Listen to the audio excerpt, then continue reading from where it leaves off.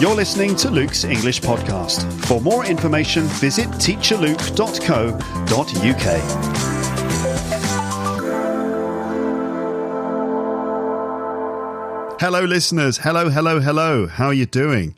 How is everything in your particular part of Lapland today as you listen to this? What's going on? Where are you? How are you? Who are you? How's your English?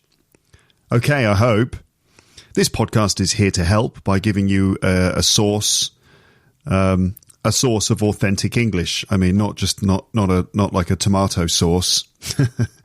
Like, excuse me, Luke, can you pass the sauce, please? What, the tomato sauce, the brown sauce? No, the source of authentic English. Okay, here you go. And I pass the sauce. Yes, I'm here to help by passing you a source of authentic English to listen to on a regular basis.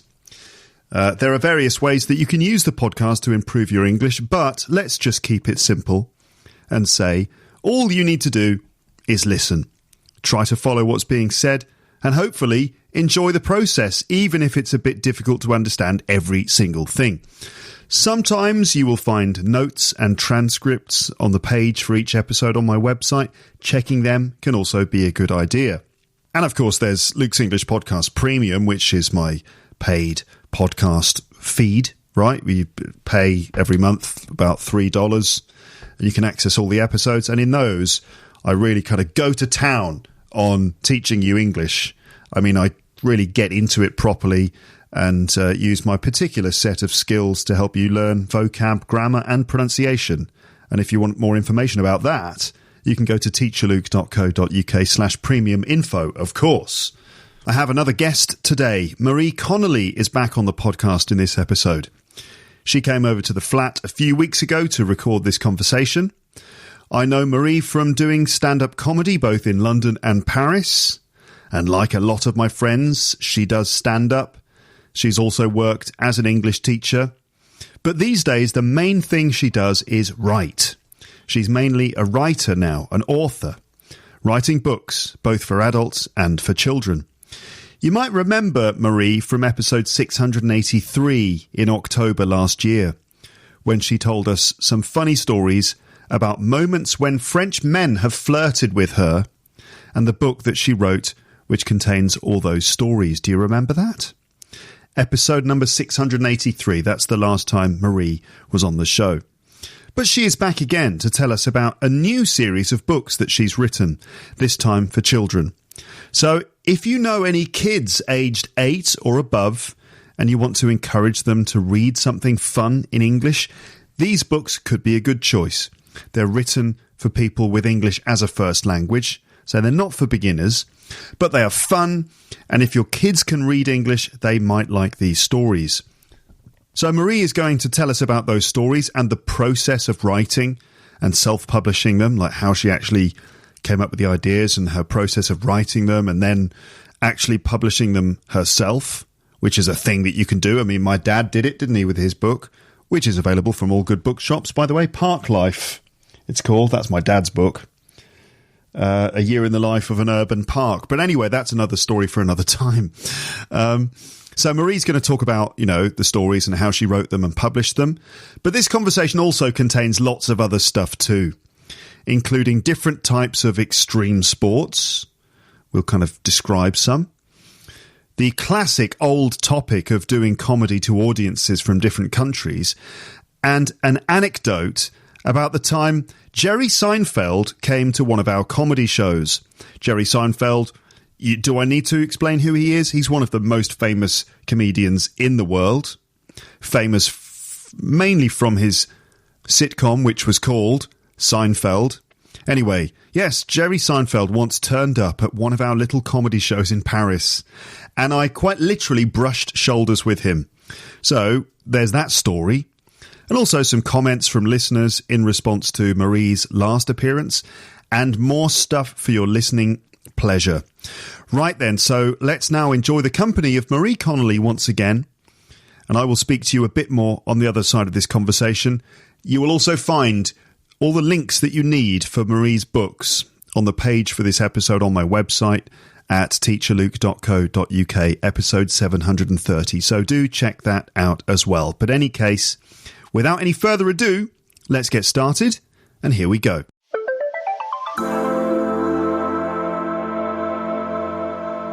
Right, so Marie Connolly is back on the podcast again. Hello. Hello, Luke. So nice to have you back here. What's been going on since the last time I spoke to you, which was in October last year, I think? Well, I thought I would be doing some comedy, and then we got confined again in December. So from December till now, I've had my head down, and I'm an author, as you know, and I wrote a children's book. I had a children's book the last time we spoke, and I started investigating this world of author world, and they said to have a successful book, you can't just have one book. It has to be, if you're a self-publisher, has to be written in series. So I had this like one kid's book where this marmot gets lost and she goes snowboarding, right? Yeah. So I'm like, I'm going to have to write it in series. So I wrote it, and so the next time she goes river rafting, and the next one she goes mountain bike riding, and the next one is paragliding, and then the next one. So I've written 8 sports where she gets addicted to these 8 sports, and that's what I've done. Okay, great. What, you've done all 8? I'm editing 7 at the moment. I've written all 8, and 6 are out. I'm editing 7 to be released this week, and 8 needs to be, because the comedy is going to be starting up soon, so I needed to get everything done before the comedy. So I've written 8 books, and yes, I'm really nearly finished. Wow. Yeah. And how long are these books? They're about they're 140 pages, say. So they're 20,000 words. 20,000 words. So they're for kids between 8 and 12, and they're funny. Yeah. Yeah. So but kids between 8 and 12, no pictures, just chapter books set in the French Alps, because I've got my base in the French Alps. I live in Savoie. Yeah. Still. You live up there in the Alps because you do the ski season. I did the ski seasons, yeah. I did loads of ski seasons. Ski training. Right? I was a ski school secretary. Right. I've also taught English in the ski resorts. So, but are you kidding me? I fractured my wrist snowboarding. No. So don't ever trust me to teach you anything about skiing or snowboarding. Wait, when did you do that? I did it when the ski instructors said, Marie, whatever you do, it's too icy. Do not go out on the snow today. I did it that day, and I fell over and broke my wrist. No. That was 2 years ago. Oh, really? Straight to the hospital. The doctor just asked my age. He looked at it, and I said, is it broken? He said, I don't know. How old are you? And I told him my age. He said, yeah, it's broken. I went straight to the hospital. I had an operation, and they couldn't get my jeans off. So, because they're too tight. So I have a whole joke about that on stage. That's great. Yeah. Okay. What did they have to cut the jeans off? No, he had to call for a second person. I couldn't help because my wrist was broken. Yeah. So they just and the stupid thing was I wasn't wearing jeans when I was wearing ski gear, but I called my ski school secretary friend. I said, they're going to take me to hospital. Quick, bring my jeans. I don't know why. And I struggled myself. I know how to get into my jeans, but a man taking off my jeans is a different story. And so I struggled myself to get into the jeans because I wanted to be presentable for when I got to hospital. So I was wearing a snowboard jacket, a ski jacket, and these jeans. And then the guy he was so young and so skinny, he couldn't get them off, Luke, because it's a skill. Yeah, there is a skill to it, certainly, yeah. But wait a minute, why did he need to take your jeans off in order to look after your wrist? Because they were going to operate then and there. They had to operate. I had broken it in many places. But why did they? Why?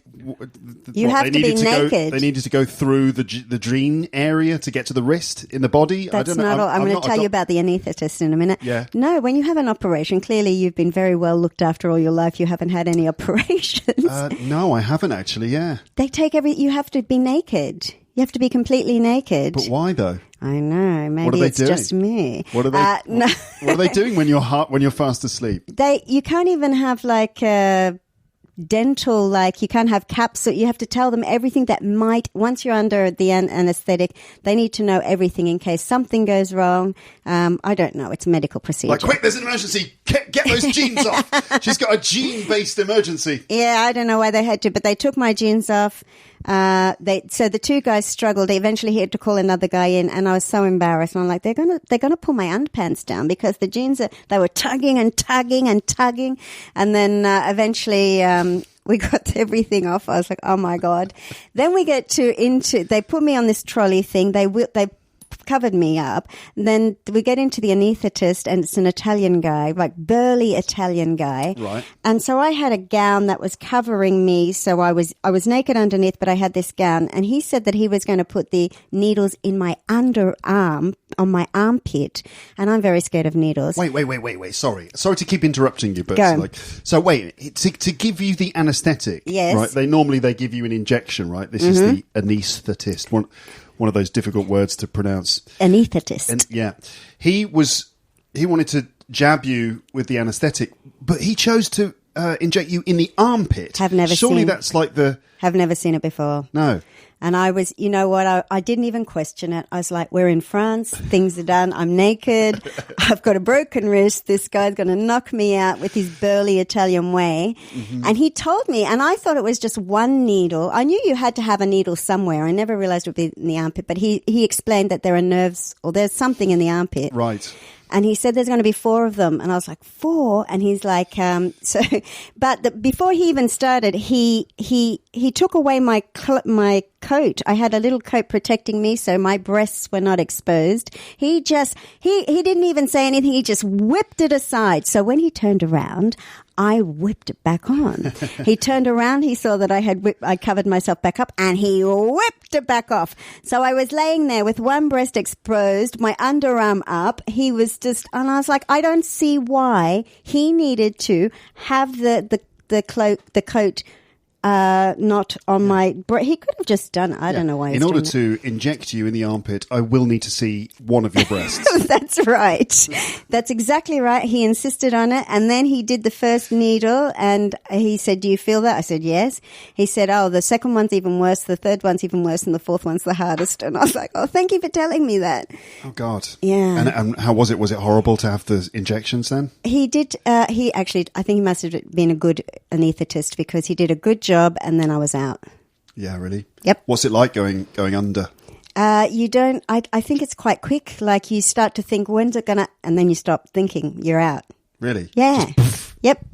Wow. Yeah, and how about coming out of it then? Coming out of it, it depends. Some people react differently. Some people cry. Some people get upset. They don't know where they are. It's confusing. I think I just came out of it and just didn't do anything. Hi guys. Can I please get dressed now? Yeah.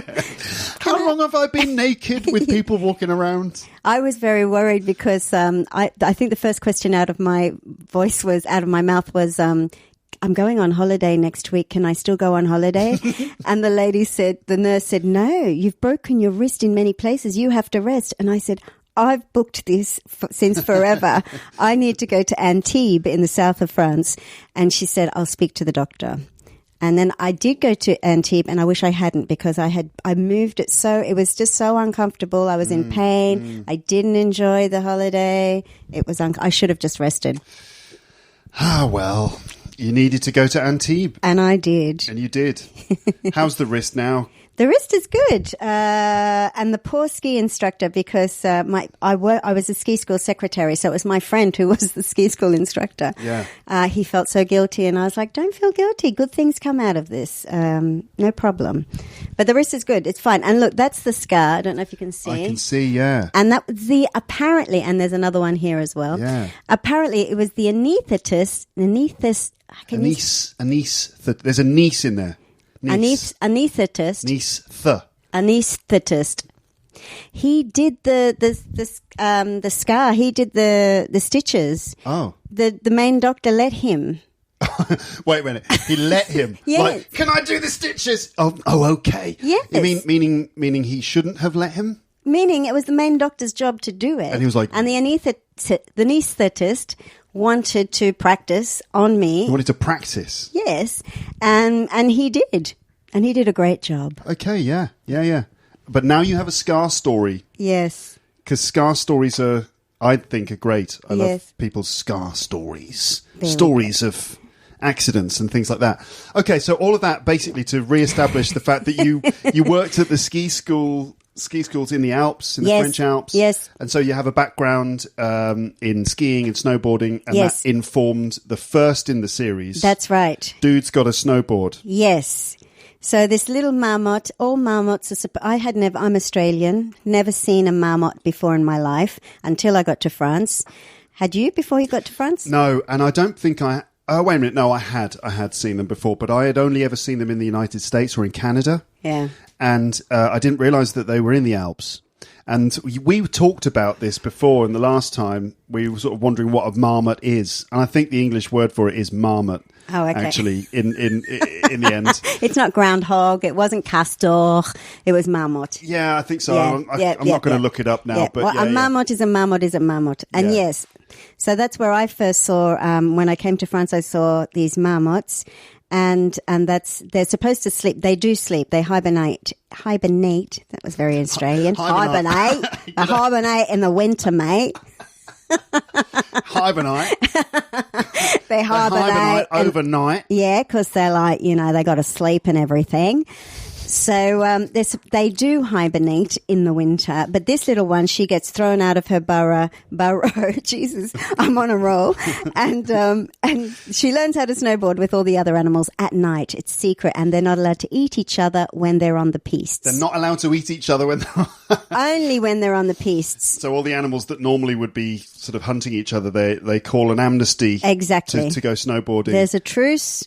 And there's a big competition at the end, and she's in it to win it because she develops her competitive nature throughout the story. Is there a sort of autobiographical element to this? Are you competitive by nature as well? No, I'm not. But there are plenty of, I've got a lot of friends who've had lots of ski accidents and lots of competitive stories. So there's lots of action and adventure, in my opinion, in the book.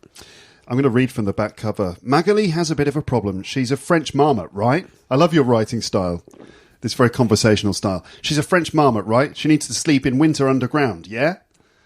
But she gets separated from her family and meets loads of animals who snowboard at night. Boar, which is like a wild pig. Yeah. Deer, which I think we probably know.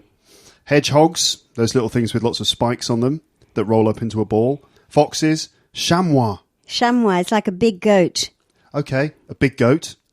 And hares shred the snowy pistes. To shred the pistes is to snowboard on them in a cool, awesome way. And Magali's never seen anything like it. She's never spoken to other animals before. With the help of Mishka, her new best friend, she adapts to her new situation and learns how to snowboard. Then she gets addicted to the snow park, and now she doesn't even want to go home. Dude, when is she going to go home? For age group 8 years and older. And you've brought this copy of the book for me to give to my daughter, which I certainly will be doing. And when she's old enough, we can read this. Cool. That's lovely. So 8 parts. Isn't it difficult to write, 8 books in just a few months? Do you know what? I was so determined. I had this belief that it was going to... I was just so determined to do it. It was difficult and it was solitary. I had to really... It was boring because you have to sit down. You can't get distracted. You can't get the internet on. I had to learn to do it because I like to run. I'm somebody, if I like to get up, I'll go for a jog and then I'll come back and have coffee and a shower and then maybe get distracted by something on the internet. And I had to learn to just get up, write, and as soon as I finished writing, then I was allowed to go for a run if I still felt like it.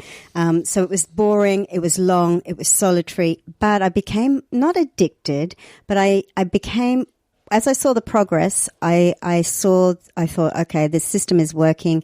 I can cross it off. Book 1 is done. Book 2 is done. So I had a sense of accomplishment. And I think if you have a sense of accomplishment in anything, then you're motivated to keep going. Yeah, definitely. Yeah. So that's what happened. And I got into the stories. I just got into it. I was like, oh my God, this is so funny. Oh my God. Yeah, right. This one. Oh, and what happens next? Oh yeah, she goes parapunting. Okay. Yeah, so I got into it.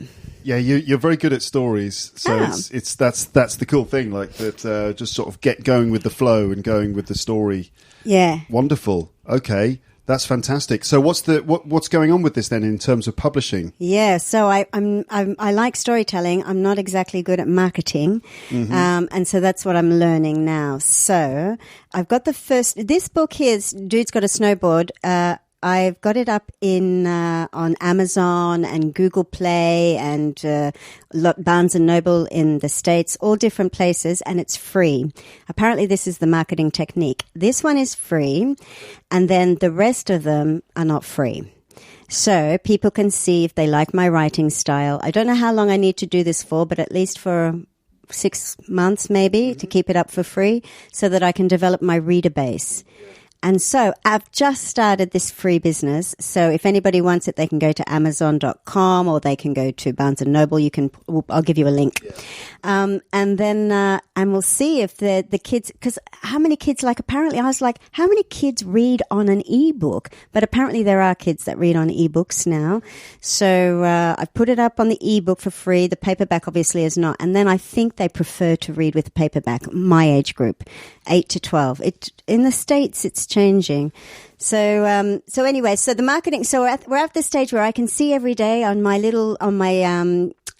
dashboard that people are downloading the book. My little marketing is working, but now I'm at that stage of, when are they going to read book 2? When are they going to read? And somebody in Australia has read book 2 and somebody in Australia has read book 3. So I'm waiting to see if they read through all the series. But you don't have to read. I've written it so that you don't have to read, for example, the snowboard one. You could just pick up the river rafting one and just read it as a book on its own. Snowboarding, river rafting, mountain biking, and then paragliding, and then bobsleighing. And then it was rock climbing, paintballing, and the last one is wakeboarding. Wakeboarding. So I'm just thinking of some of those activities. I wonder if everyone knows them. Wakeboarding, and the other ones were... No, the ones that I'm thinking that people might not know were... I can't remember now. Rock climbing. No, that's fine. Paintballing. Paintballing should be okay. Yeah. Shooting balls. Bobsleighing. Bobsleighing. Yeah, it's like bobsledding. Bobsledding is the American, bobsleighing is the UK, where they go on a luge, which is a huge tube, I guess, like a cylinder that goes down the mountain. Made of ice. Sledding. So you sled down on a sled. Really fast. Is it the full large metal sleds, the ones with like 3 or 4 people in them, or are they the smaller ones? These ones are the animals make them themselves. The beavers make the wooden sleds. Right. So they're one. Well, they fit. It depends. The hedgehogs can all fit onto one board. The chamois can only go one at a time. So it depends how big the animal is. But they go super fast, and there are accidents left, right, and centre. Going down very, very slidey ice sort of tunnels or ice tracks. You see that in the Winter Olympics. And you know where, in my ski resort where I live, we have a bobsleigh track. Yeah. It was the Winter Olympics. It was the Winter Olympics bobsleigh track in France. So the ski resort is called La Plagne. And so that's where and my friend works for the bobsleigh track. So I'm like, I'll just do one about bobsleighing. And it turned out, and I'm a bit scared of speed, and I've never been bobsleighing, but it turned out to be one of the most fun books I've written because it was just really cool. They just do stupid stuff. Makes me think of that movie. Cool Runnings. Cool Runnings, yeah. If you think of Cool Runnings, so that's the bobsleighing. Paragliding, do you think? Paragliding, there's another one, yeah. Go on. Okay, so how would you describe paragliding? Paragliding, is this where you kind of go up to the top of a mountain and you've got a parachute, right? Is it the parachute? Yes. Yeah, and then you jump off the side of the mountain with a parachute and you kind of slowly glide. It's not a parachute. It's something else that allows you to glide through the air very, very slowly. So you don't fall as quickly as you would do. No, it's like a parachute. Yeah? Yeah. But don't you... It's not the paragliding. Oh, it's paragliding. It's I don't know. It's parachuting, but I've called it paragliding on my book. Parachuting for me would be jumping out of a plane and then free falling for a bit and then pulling the cord. And then no, it's paragliding. You're right. Paragliding is much slower and much more pleasant, and you glide from left to right. You glide around the mountain and stuff. Paragliding, yeah. Yes. And you can do it. Without an engine, and then there are some that have like a fan on the back with an engine attached, and you can use that to just like fly around much longer, much further distances, of course, because you've got a power source behind you. But the most common one is just like, you just like leap off a mountain with this parachute and you slowly glide to the earth. That's it. And because I live in the mountains and in the summer, my friend has a chalet, and just across the road is the place where everybody jumps off the mountain.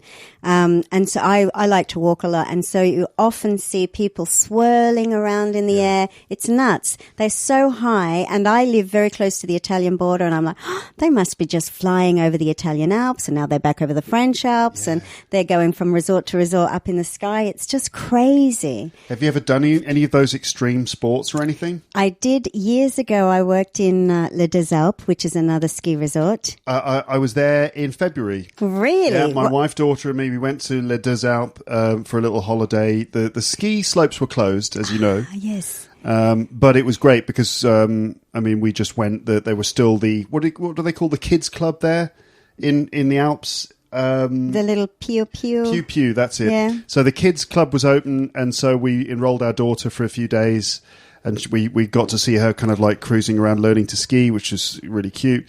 And then we could still go on the mountain. There was still snow. So I was doing a lot of sledging. Good. Sometimes with my daughter, sometimes just on my own. Yeah, fun. Like remembering what it was like to be, a kid again. Do you say sledging? Because I would say sledding. Is it the same thing? It must be the same thing. Yeah. Just like going down the mountain on a sledge or a sled. Yes. In some cases, yeah. But I call it sledging. Yeah. So that was great. Yeah, Les Deux Alpes, really nice. Loved Beautiful. It there. Well, that was my first ski resort where I went to work years and years ago. And we got discounts. And so this guy said, let's do paraponting, which is the French word for paragliding. Yeah. And I said, okay, forgetting that I have a fear of heights, right? So we get to the top. We drive. He takes us up, and he attaches me to him. And there's this huge plastic thing behind us, purple parachute. And I'm like, what are we waiting for? What are we waiting for? And he's like, the wind, Marie, the wind. And I'm like, oh my God, it's not a plane, Marie. You don't just get in and turn a key. You can't just turn a key and start flying. We're waiting for the actual wind. And so we zoomed down, and I think I kept my eyes closed the whole time. I'm not very good. But when we got to the bottom, he said, can you drive? I said, yes. He said, right, drive me back up the mountain. You take my car back down. I'm going to go for a big, long fly by myself. So he just gave me the keys to his car, and I drove myself down the mountain very slowly in his car. Left the keys, I think, on the tire, and that was it. Very cool. Yeah, it was cute. Yeah. Okay. Nice. All right, then. So, Dude's Got a Snowboard. The first volume in the series is available free as a download for your Kindle. For your e-reader, I guess that's what it's called, right? E-book reader. And yeah, you'll find a link on the page for this episode, in the episode description, in the show notes. But otherwise, just go to Amazon.com, I guess. Yeah, whichever country you're in. Doesn't matter, Amazon.fr. I've actually translated, so the next project is for me to translate the 8 books into French. And the first one is already out in French. And I roped my poor friends into helping me with verifying everything was okay. Because and 2 people have left 5-star reviews that I don't know. Whoa. I'm like, they got my humor, and my friends who gave it to their kids to read, they're like, my kid likes it. And I'm like, it's so good to know in a different language that I'm able to translate that humor. What a great feeling. It was. It is. Because as a comedian who performs in English and in French, do you get a feeling that there is a difference in the sense of humour? There is. In France compared to in the English-speaking world? Yeah, I think there definitely is. But at the same time, it's, I think your personality has to be the thing that shines through. Mm-hmm. I don't know. It's a hard one to describe. It's definitely a different audience. It's definitely different humor. But with that book, it's the same story, but I've had to change. For example, one of the characters is called Henry Le Hare. He's a hare. Mm-hmm. Hare, by the way, listeners, is like a large rabbit that runs very fast. Yes. And I've had to change his name, and I think I've had to change a couple of just names, a couple of, they say certain things. I've had to change their little ways of speaking and make it Frenchified. But yes, there is a difference in humour. Because I as someone who performs to French people in English, and, like I told you before, sometimes they don't realise when I've made a joke, and I often talk about my moments of failure or awkwardness on stage. I don't mean to give the impression, audience listeners, that I'm a rubbish comedian, because I'm not. I'm very funny. Yes. But I do get that feeling sometimes where I'm trying to work out what my audience is thinking, what the French audience is thinking. Sometimes I've got no idea. I really have no idea what they're thinking. And I kind of think, what is it that they need? What do they want? Sometimes I feel like, and I'm treading over old ground here that I've talked about this before, but sometimes I feel like maybe it's the lack of English abilities, but I feel like I'm talking and they don't realise that I'm in a mode. I'm in like a comedy mode, and that they maybe just take what I'm saying on face value. It's hard to give an example of that, but sometimes you just kind of take a different perspective, or you talk in a way where, I guess for an audience back home, they would understand that you're being humorous about something, whereas sometimes I feel like audiences here aren't aware of that other world of like humour. But I think that's probably due to the English level. Yes, I agree. I did a gig not just recently, because we've just reopened, and half of the audience were French, and I experienced the same thing. And it's frustrating because there were some killer jokes in there, like really good jokes. And it's just so frustrating because I'm like, you don't get it. I can see you don't get it. Why aren't you laughing? Yeah. Half of them are trying to laugh. The other half are just looking at me. They're curious. Luke. They're curious, which is good. I'm glad that they're curious. I'm glad that they're trying to listen. But, yes. I mean, of course, the humor is always the last thing that you understand in another language. I think that it is like a sort of other dimension. Yeah. That you're only going to find that stuff funny if you understand it immediately. That's right. So I think the key is to keep it extra relevant to things that they can connect with. So I have to talk about Paris, and I can't just be doing the funny. Like, there are lots of comedians in the UK that I like that just are very clever with their words. Yeah. You can't be doing the clever stuff unless their level is very, very good, and we can never know their level, can we? No, we can't. So I've seen it here. I've seen English comedians do very funny stuff and they don't get that reaction. I'm like, they're very funny. They've come off the stage and I can see that guy going over in his head, oh my God, that didn't work. But I know it's so funny. Talking of comedy, now, last time we were on this podcast, we intended to tell a story, but we didn't get round to it. So we must do that now. Let's do it. Do you know what I'm talking about? I do. What am I talking about? You're talking about the Jerry Seinfeld time. The time we saw Jerry Seinfeld in person. The Jerry Seinfeld incident. Yes. So, the English language stand-up comedy scene in Paris is pretty small. It's sort of, it seems to kind of, what's the word I'm looking for? It sort of, I don't know. You're doing something with your hands like an accordion.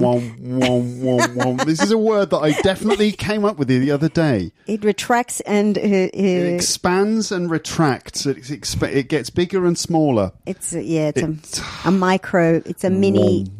Anyway, yes. It seems to expand and then get smaller and kind of, there's always like the sense that at any minute now it's going to blow up and it's going to become a thing, and then it never does. Anyway...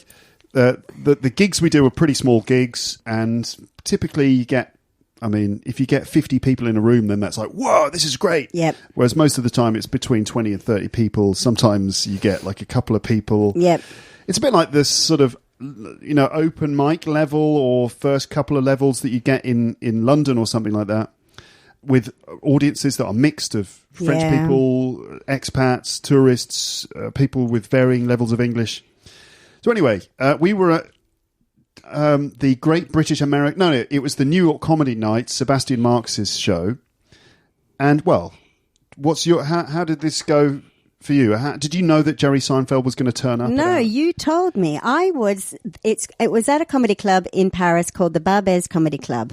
And they used to do a show in Spanish where they had 4 comedians. As you know, I speak Spanish. Yeah. And I started gigging in Spanish. So I had done 10 minutes of my show in Spanish. Very difficult, by the way. I kept forgetting. I was going in from French to Spanish, from French to...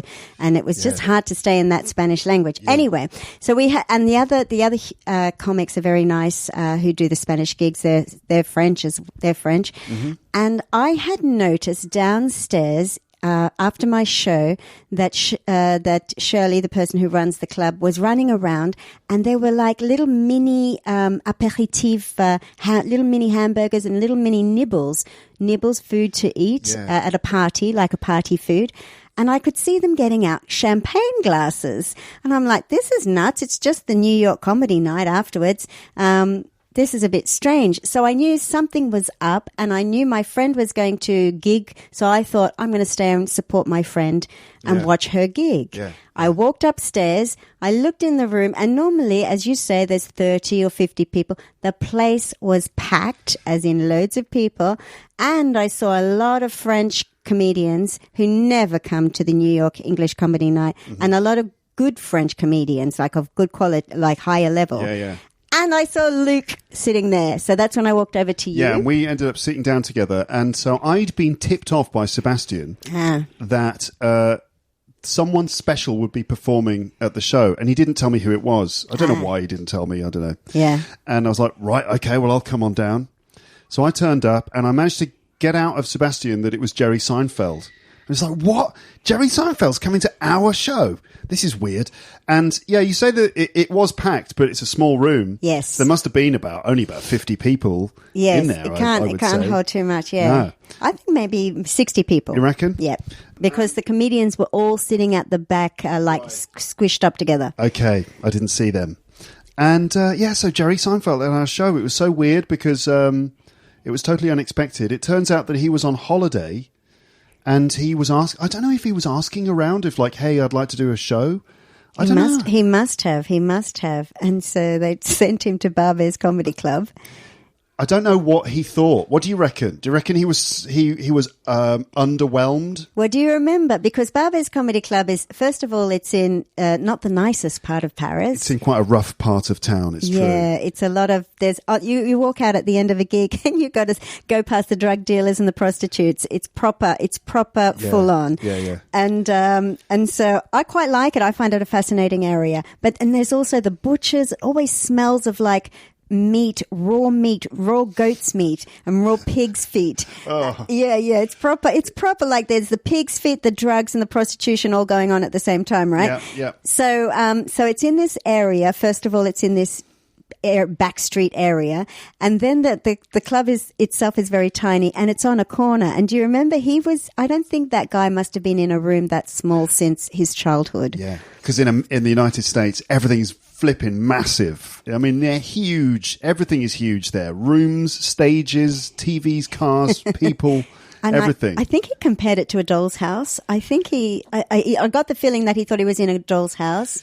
Yeah. Didn't he say that when he's in Europe or when he's in France, like everything is so tiny, it's like being in a doll's house or something like that? Okay, yes. Yeah. And do you remember there was a motorcycle outside, or there was traffic outside? I think it was a guy on a motorcycle. Yeah. And he was being heckled by a motorcycle effectively from the outside. He said, "Oh, that's my driver coming to pick me up." Or, yeah. So imagine, I don't think he's been on a stage where he can actually hear the outdoor noise so clearly as he had that night. This is a guy who is one of the biggest names in comedy in the English, in the English-speaking world.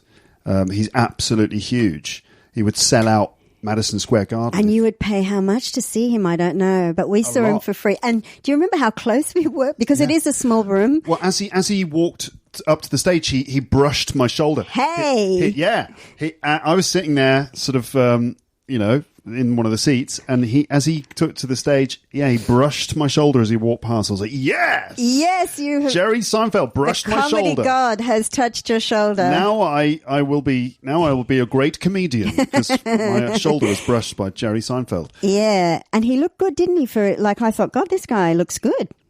how old is he now? He's like 50s? He's in his 50s, and he looked really good. Yeah, he's in good shape. He said he was there for his wedding anniversary.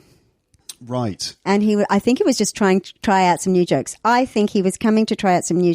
I think he's a comedian. Comedians, wherever they go, if he's at that level, he can just ring up a club and say, hey, I want to come down. And they're not like me. I have to knock on doors to let people give me 3 minutes on stage in French. Do you think it's happening? Sometimes yes, sometimes no. But this guy just rings up, yeah, come down. So my friend was on first. And do you remember he had a group of 6 New Yorkers? Yeah, like they were in from New York. I can't do the accent. You can do a good mafia accent. Hey, I could do a mafia voice like this. I don't think they will, friends of Jerry. We're friends of Jerry. We're going to take a seat here, okay? I don't think he's got friends like that, but there was some... There was there were older people of Jerry's age. Yeah. Sitting in the New York people sitting in the front. My friend got up on stage. I think she was a bit nervous, poor thing. Imagine turning up to do a gig. Like you've gone through your gig all day. You're like, right, I'm going to do 5 minutes. I'm going to kill it. And then you're like, oh, you're going to open up for Jerry Seinfeld. Fucking hell. I mean, seriously. So she got on, she did her shit, and then she got off stage. Jerry gets up on stage. Then he starts telling jokes. And I think the reason why he came was to test new material, because at the end, do you remember he said, does anyone have any questions? I do remember that, because I thought I want to interact with Jerry. He was like, any questions? That was how he ended his show. He's like, okay, so any questions? Which is a pretty funny way to end a yeah, comedy a bit bizarre. I've never seen that before. And so I was like, I will set something up for Jerry to riff on, because he likes to sort of make observations and jokes about specific things in our everyday lives. Yes. Very observational. So I thought, And another thing that he's done in the past very, very well is talked about breakfast and breakfast cereal, the specific minute details of breakfast cereal and routines around it and stuff like that. So I thought, I will ask Jerry about what he thinks of French breakfasts. So what did I say? Go on. Yeah, I think you said I asked first and then you asked a second, or one of us anyway. Yeah. But yeah, you said, what do you think of French breakfast? Yeah. I think you said something like that. Yeah. And? Yeah. I said, what do you think of French breakfast? And his response was like, what do you mean? They have breakfast here too. Yeah. Huh? What do you mean? Next question. You were feeding him a joke and he didn't take it. Yeah. Weird. I know. And then I asked him, oh, what are you getting your wife for your wedding anniversary? Something like that. Mm-hmm. And he just went off on he talked about horse racing. So clearly he wanted to try it. I knew exactly what he was doing. This is how I interpreted. He just wanted to try out his new joke about horse racing. He was looking for an in, and the same with you. He was looking for an in for another joke that he was trying to test. And he didn't answer my question about what he was going to get his wife, and he just talked about horse racing. Yeah, it's a bit weird, wasn't it? And I just thought that was bizarre. Do you think that he had a good gig? Because one of the things that I often think is that, when we're trying to make our audiences laugh, we talked earlier on, about, is it me, or is it the level of English, or is it the cultural difference, or what's going on? And I often think, what about one of the best comedians in the world, if they got up on our stage, would they just have exactly the same experience as us? No, they wouldn't have the same, because you could see people were ready to laugh because they were just so fascinated and in awe of the guy. So they have it easier, but I don't think they experience that level of... it's not the same. It's not the same as what they're used to. They're used to adoration, like complete laughter. Yeah, because what Jerry will get on stage in America, and the audience will just applaud and cheer until he tells them to stop. Yes. It's like, stop, please stop. Yes. Whereas here, no, not the same level of... Instead, here it's more like, my boyfriend says that this guy's a really big deal. It's a bit like my audience now who are listening to this, who are like, okay, Luke, yeah, and Marie, we're sure that Jerry Seinfeld's a big thing. We don't care. Yeah. But I'm sure that he's really great. It was probably a bit like that. Like the audience are not sure. Some of the people don't even know who he is. Exactly. Some people are massive fans, and then most of the other people are like, "Oh, my boyfriend says he's funny, so all right." Yes. So he didn't get the full adulation. Yeah, I don't think he had what he wanted. I don't think he had the response that he was expecting. And I think it's good. It's good for a comedian to have that. And it's good for us too, because we get to see Jerry Seinfeld not doing that well. Yeah. But he didn't get the response he wanted. He didn't do that well. He didn't smash it. I think he was comfortable on stage. I think he was comfortable on stage, and yeah, he didn't smash it. But But I think the audience just were in awe of him. I know that the comedians were at least, so they might not have.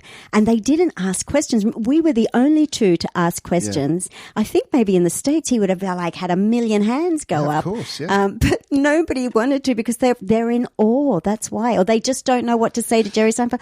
For the reasons you just listed, they don't know him. Don't really know, and also in those sorts of situations, if English isn't your first language, then you're not going to risk it. Yes, that's right. You're not going to risk being berated or having the piss taken out, or even of you. Even not even that. Just being saying something in front of other people is not necessarily what you want to do. Even if there was no risk of people making fun of you, just in a room like that. Speaking in English is probably just far from people's... And I don't blame them. We're English native speakers. We asked normal questions and he didn't even answer them.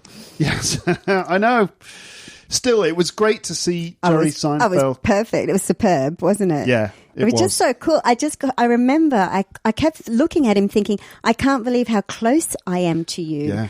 This access, it's the six separation, 6 degrees. Yeah, I'm like, Jesus, it's happening, Marie, it's happening. It's like I could touch your face. And he touched Luke's shoulder. He touched my shoulder, he did. So, yeah, but we didn't actually meet him because he disappeared afterwards. Yeah, I kind of wanted to find an excuse to go downstairs, but I thought, don't you do it, Marie. Don't you do it. Don't be that stalker comedian.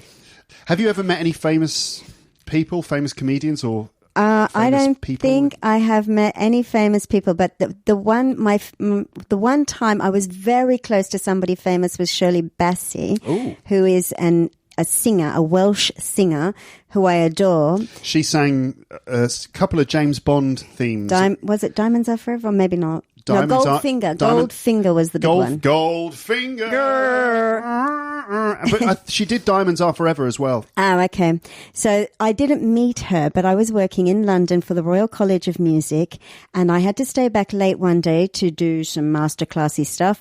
And so the college was empty, and I had to walk through the corridors, and I heard, and I'm like, Jesus, that sounds like Shirley. I just walked down the corridor and went, that sounds like Shirley Bassey. And it was her practicing. I was like, gee, I didn't open the door. I didn't go in, so I didn't see her, but I was in the same building as Shirley Bassey. And did the thought cross your mind, Shirley, you can't be serious? Shirley, you can't be serious? Oh my God. Do you know what? It didn't. No, I'm not surprised. Why would it? So, yeah, but for famous comedians, I don't think I have, apart from you, Luke. Oh, well, yeah. Well, I'm not. Do you know what? Do you know a Scottish comedian called Danny Boy? I've heard of Danny Boy. Right. Yeah. So I love Danny Boy because he's very conversational. He's storytelling. And I find him charming, and he's not a bad-looking guy either, right? Mm-hmm. So he's one of my idols in the comedy world. Him, Tommy Tiernan, Cat Williams, right? And so Danny Boy, I was in London, South London, doing a gig. No, I had just gone to watch a gig, actually. So standing at the back where the comedians sit, had a glass of water. There's a comedian on stage. I think it was a female comedian, well known. Mm-hmm. And who walks in? But Danny Boy, right? Whoa. I had seen him in Edinburgh years before he became really big. I had seen him in a small theatre. And so he walks in, he comes over to the comedians, to my table, and he says to, we're watching the comedian, everybody's being very respectful and quiet, and he whispers to me, "Is that your drink?" And I said, "Yeah." And that was it. Whoa, the chemistry. No, I didn't know. I was starstruck. You don't know how much I fancy this guy. Yeah. And but I just lost it. I didn't know, I couldn't react. And I was like, what a weird thing to say to me. Is that your drink? It's quite obviously it's my drink.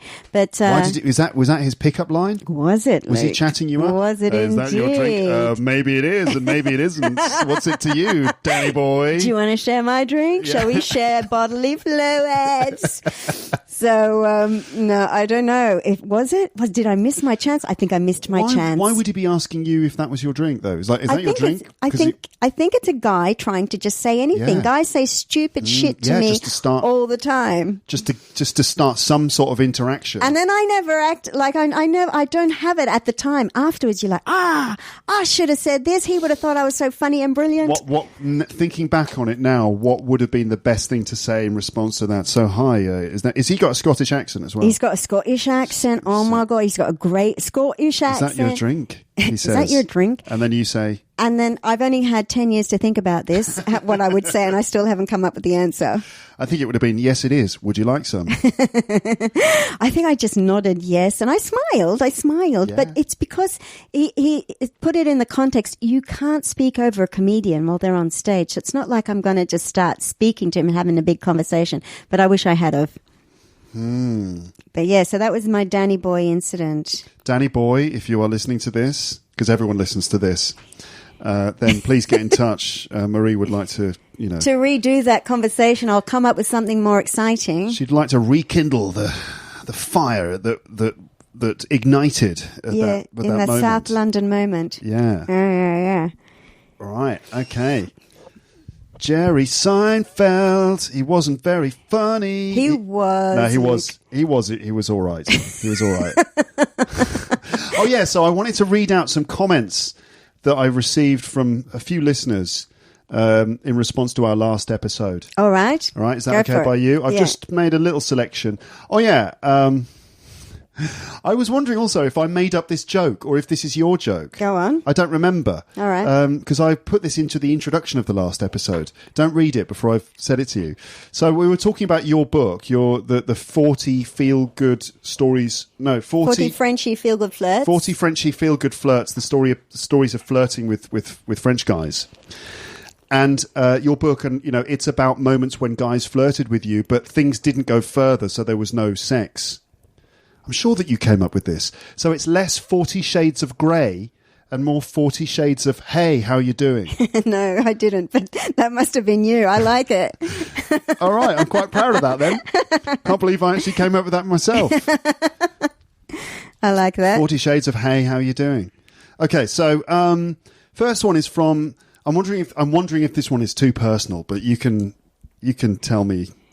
So this is from a listener whose name is Golden Advice. Oh. Interesting name. Yeah. So it goes like this. Hi, Luke. I wonder why Marie turned down these brave French men who were hitting on her. It's a pity that you didn't ask her about that. Marie has a very nice voice and personality. I'd love to hear more from her on your podcast. Oh, thank you, Golden Advice. So all these French guys who hit on you and flirted with you, but you didn't take things further. Why not? Because they took me by surprise. Half of them are half my age, so I wasn't expecting it. So when you're taken by surprise, it's always after that you think, oh, I should have said this, I should have said that. I'm always taken by surprise. Always be ready, Marie. Yes, I have to be more ready. You should just leave the house ready. Prepared for it to happen. Yeah, you should. Next one is from Jagoda. Hi, Luke. I really enjoyed this episode. Thanks for creating such positive and inspiring podcast. I should make a correction there. Thanks for creating such a positive and inspiring podcast. Just a story I want to share. This is more of a joke, really. When you first mentioned chick lit... Yes. Without explaining it, because chick lit is a genre of fiction, which is basically romantic stories, probably written by women to be read by women. Chicks are girls... Chick lit. Lit is literature, so it's literature for girls. Anyway, when you first mentioned chick lit without explaining it, my first thought was, given the title of the episode, cheek lit, with lit used as a past participle of light. Right? So light, something is lit, meaning it's lit up, it's glowing. That it means something that makes you blush. I like that. Yes, it makes sense, that interpretation. Cheek lit because the cheeks on your face would be blushing because you'd be kind of embarrassed by the romantic or slightly sexual content of the story. Cheek lit, like your cheeks are lit up because you're blushing. I like it. I like that little term. Yeah. Stanislav Ivankov says, thank you loads for this brilliant episode. I absolutely enjoyed it. I wouldn't say I absolutely enjoyed it. I really enjoyed it. You can't absolutely enjoy something. I don't know. I know you wouldn't technically. I absolutely enjoyed it, but people do. People will say that. But enjoy is one of those words that I absolutely loved it. Yeah, absolutely loved it. I really enjoyed it. Absolutely loved it. Yep. The topic is a fascinating one for me, and I got really interested in the book by Ms. Marie. Now, that would be Ms. Connolly, not Ms. Marie. People do that with my name a lot. They call me Mr. Luke, but obviously it's Mr. Thompson, right? Mr. Thompson. As a result, I bought the book and I've already started reading it together with my italki teacher at our lessons or in our lessons. It's a pure joy.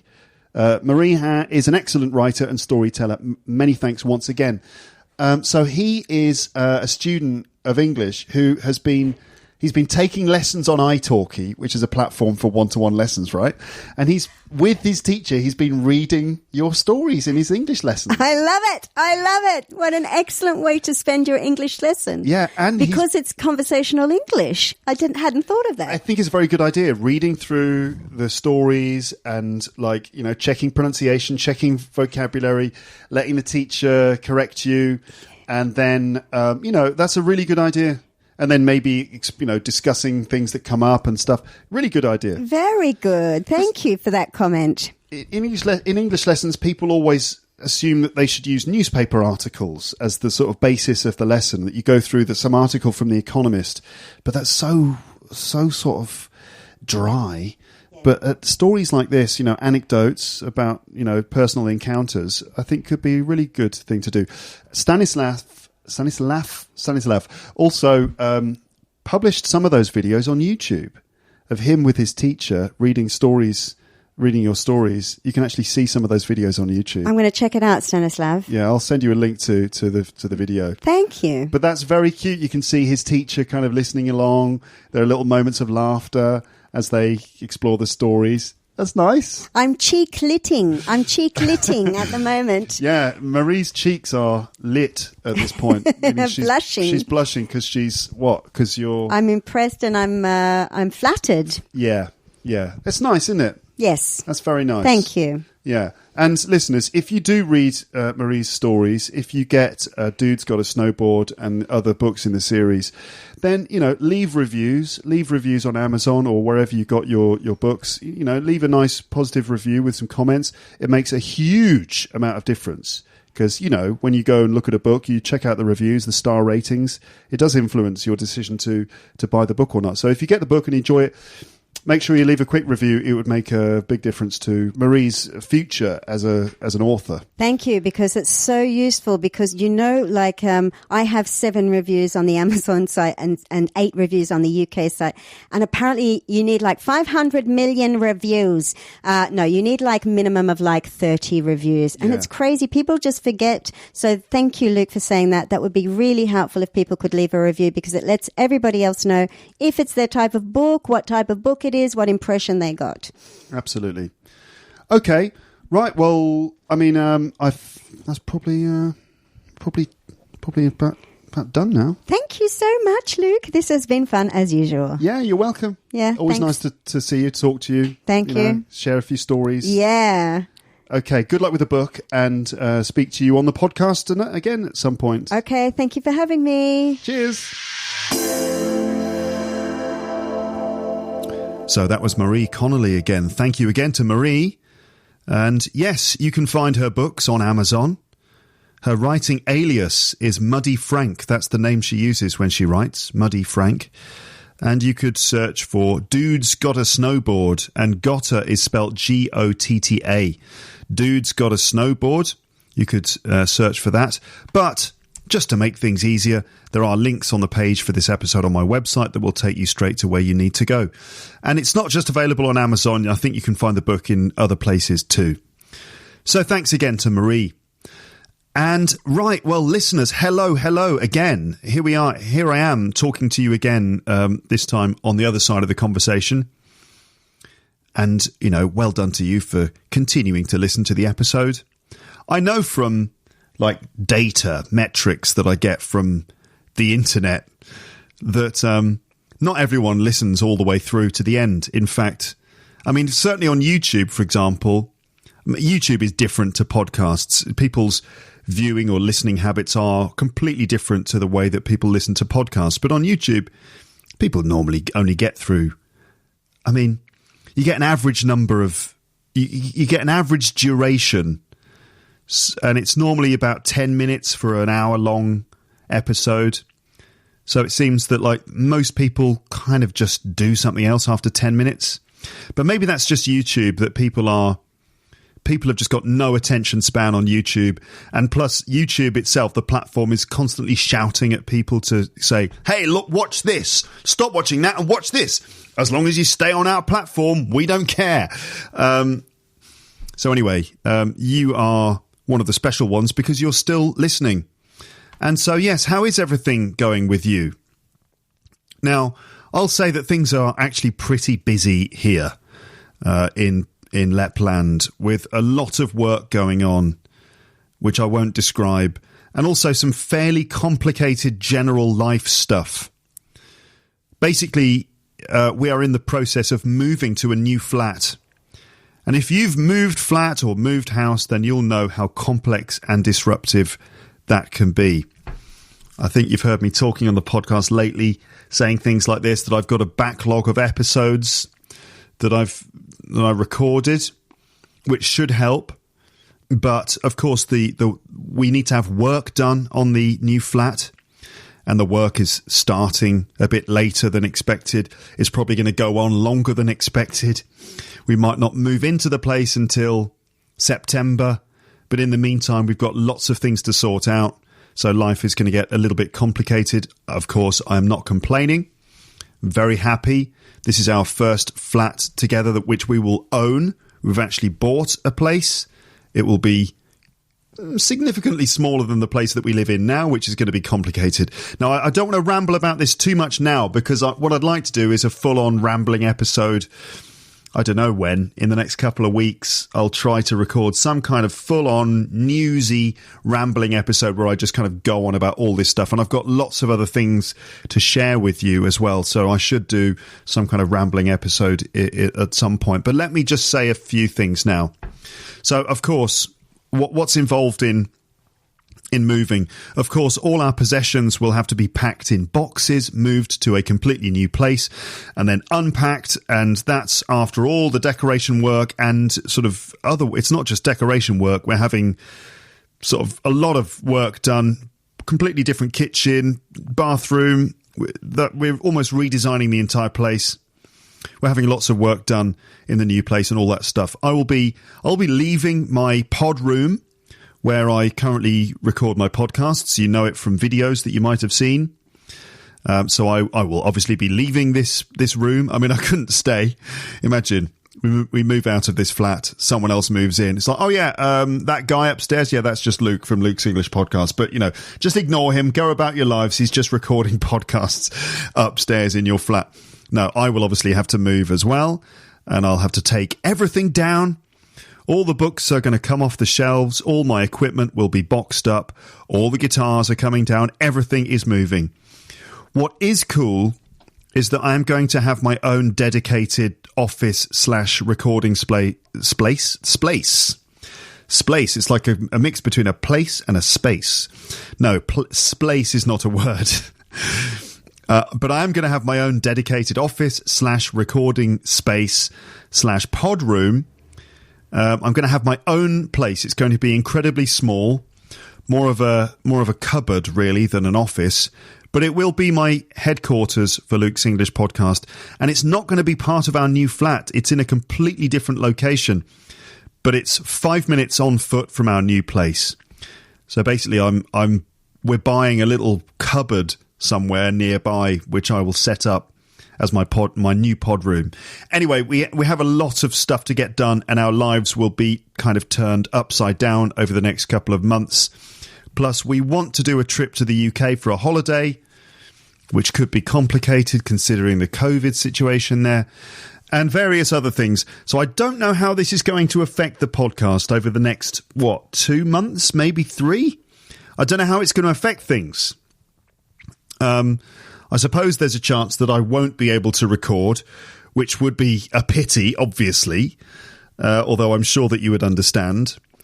I would have to publish some premium content, though, because I've got to prioritise that. So if things get to a point where I can't really record, I would find ways to do the premium stuff, but everything else would have to be put on hold. But as I said before, luckily I have a few episodes recorded and edited and ready to be published, and they will continue to arrive over the next few weeks. But meanwhile, things in LEPHQ, that's Luke's English Podcast headquarters, are a little bit chaotic at the moment. I won't go into it in further detail at this point. But as I said, I will try to publish a rambling episode with news and comments about what's going on, and maybe I'll respond to some listener comments and stuff like that soon. I've also got a recording I did with my daughter. It's been a year since I played her talking on the podcast, so you might want to hear how her English has developed in that time. So in any case, podcasts will be arriving as normal, at least for the next 4 weeks or so. So everything should be shipshape in podcast land, even if things are a bit crazy behind the scenes. We will see if I can continue to create and publish content during the madness of the next few months. Now, I said I wouldn't ramble too much here. I will save it all for a full-on rambling episode next time. One thing I will add is that I've been... my YouTube channel has kind of blown up a little bit recently. Obviously, I got to 100,000 subscribers lately, and that's shot up already to, what is it now? Weird, like once you cross the threshold of 100,000, suddenly you can kind of, you suddenly get even more.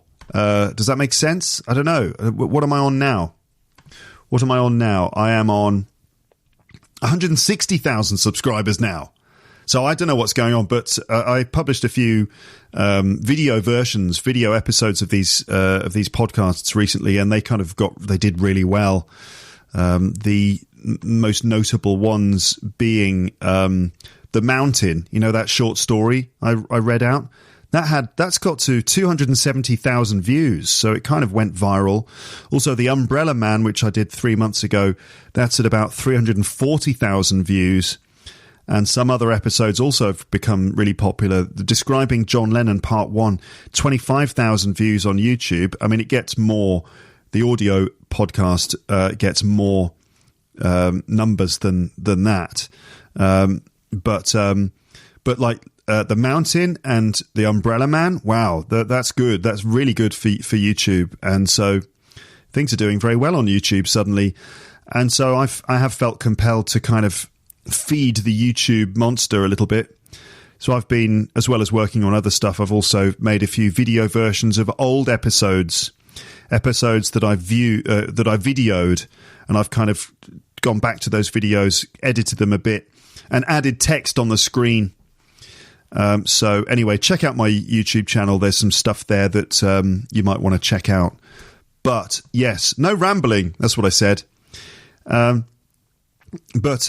in any case, I hope you're all well out there in podcast land. Now, at the end of this episode, I thought that I would sing a couple of songs, actually, which I've been playing recently. It's been a while since I sort of played the guitar and sang for you on this podcast, so I thought this would be a good moment to do that. So 2 songs that I've been playing recently. I actually have a list of songs where I kind of, sometimes just sit down in the evening with a guitar and I just think, which songs can I do? And I build a list of songs which I'm either working on or ones that I feel like I can do. And these 2 are at the top of my list at the moment, which means they're the ones I've been sort of playing recently. They're both by Beck. I don't know if you're familiar with Beck. But Beck's sort of amazing. I'm a huge fan. He does such diverse stuff, some kind of party music, and then some other like acoustic, folky kind of country stuff. And so I thought I'd pick out 2 of his more acoustic-y songs to play. Let's see, which ones shall I do? So 2 songs. I think the first one I'll do is called Lost Cause, and it's from his album from, I think, 2002, which was called Sea Change. I understand that the album was written when he'd broken up with his long-term girlfriend. So it's an album of kind of loss and, well, I don't know if any of you have ever sort of broken up with someone who you've been together with for a long time. You'll know it's a very emotional time, and you see the other person in a totally different light. So Lost Cause is, I guess he's singing to his girlfriend, who he's realised that it's over between them. I get the impression that he's singing about a time when he met her or spoke to her on the phone, and how it was indicative of how things had come to an end between them. It's a sad song, but it's also kind of, I don't know, I find those sorts of sad songs to be, I mean, the songs on that album, they definitely have a sad feeling, but there's something positive about it too.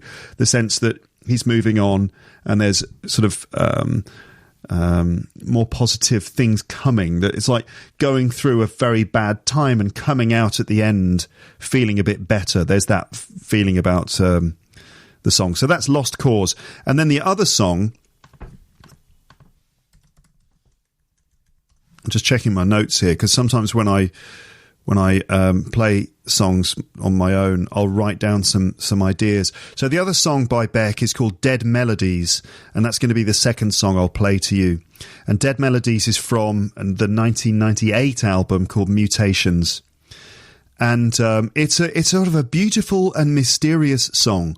The lyrics are very poetic. I honestly have no idea what the lyrics are about, but they're very poetic. They're quite dark and quite gothic. There are some sort of weird, slightly dark images in there, but it's played with a kind of light folk style. I'm not sure if it's a pretty an upbeat song or a dark and depressing song. I don't know. It seems that some of the lines are pretty dark and other lines are a lot more upbeat. The lyrics are surreal and weird, but I hope you like it. So I'm now going to play Lost Cause by Beck and then Dead Melodies by Beck as well. And I'll say bye-bye to you now. Okay, so at least I do the bye-bye-bye properly. And if you don't want to hear me playing the guitar and singing, I totally understand. And you can just switch off when I say bye-bye-bye. But for the rest of you, keep on listening to hear two songs. And you'll see the lyrics. There'll be links to the lyrics on the page for this episode if you'd like to check out those words. Okay, thanks so much for listening. Hope you enjoy the music, and I will speak to you again in the next episode. But for now, it's time to say goodbye. Bye, bye, bye, bye, bye, bye.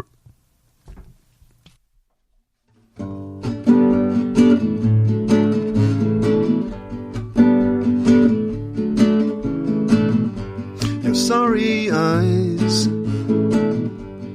cut through bone. They make it hard to leave you alone. Leave you here, wearing your wounds, waving your guns at somebody new. Baby, you're a lost. Baby, you're a lost. Baby, you're a lost cause. There's too many people you used to know. They see you coming, they see you go. They know your secrets, you know theirs. This town is crazy, nobody cares. Baby, you're a lost.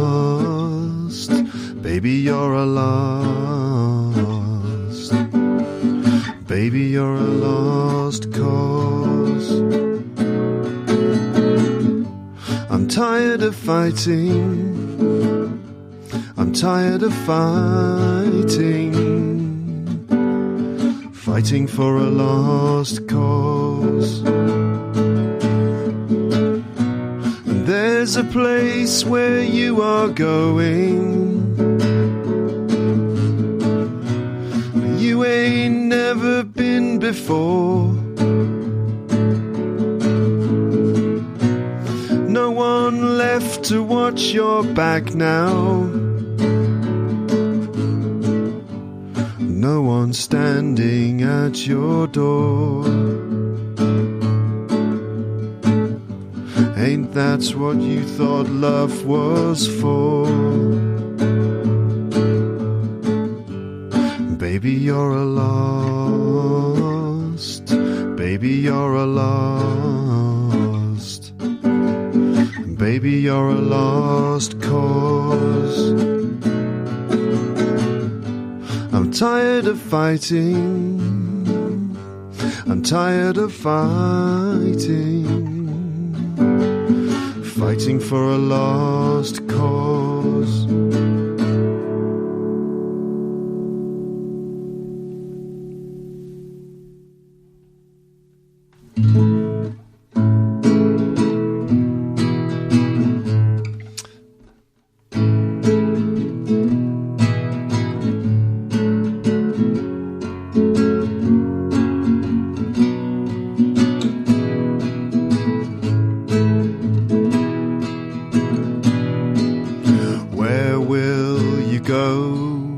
This day is over. A gambler's purse lays on the road. Straight to your door. Snakes have gone crazy tonight, winding their way out of sight. A laugh, a joke, a sentiment wasted. Seasons of strangers, they've come and gone. Doldrums are pounding, cheapskates are clowning this town. Who could disown themselves now?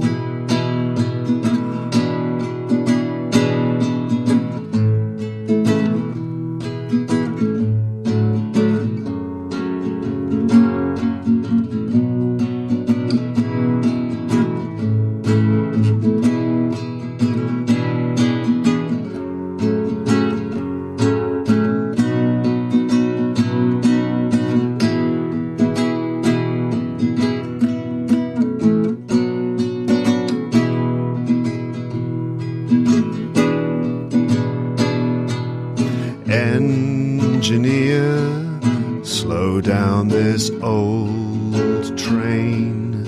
Cinders and chaff laugh at the moon. Nightbirds will cackle, rotting like apples on trees, sending their dead melodies to me.